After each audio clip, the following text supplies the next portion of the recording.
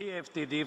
Now, on behalf of the EFDD group, Mr. Farrage. Very surprised. We're here in what I've been told repeatedly is the home of European democracy, and so surely we could have taken the opportunity this morning to celebrate the Dutch referendum last week, in which the people said no to EU enlargement, no to the deal with the Ukraine, and no doubt had it been Turkey, an even bigger number of people would have said no to Turkish accession.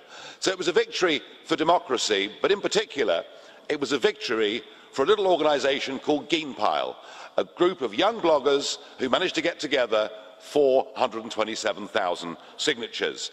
So it was a victory as well for direct democracy, and this in the week when we remember that Gian Roberto Casaleggio, the genius behind the five-star movement in Italy, has died. This, ladies and gentlemen, is the new politics.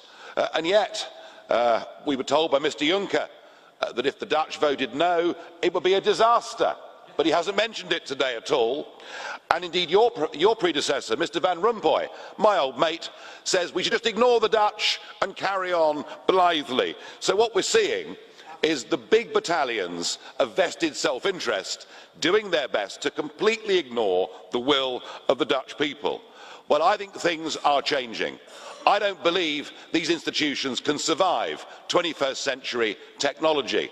I think the will of the people is changing politics in a way that makes all of you in this room deeply fearful, and so you should be. And as we in the United Kingdom enter the final countdown of our referendum, all eyes are on this Turkish deal.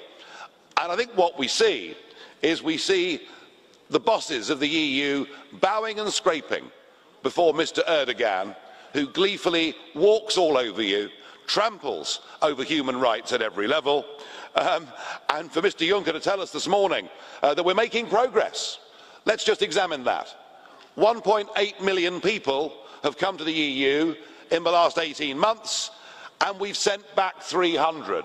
Doesn't sound, sir, like it's going very well to me. The one group that will be pleased, though, are ISIS.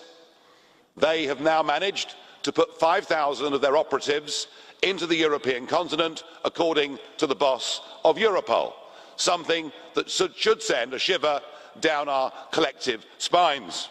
I have to say that in the end, I think is what the British referendum will turn on.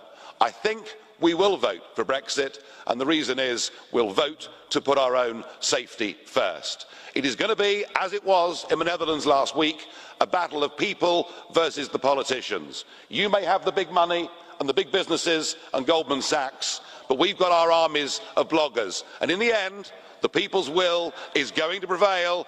This place won't survive.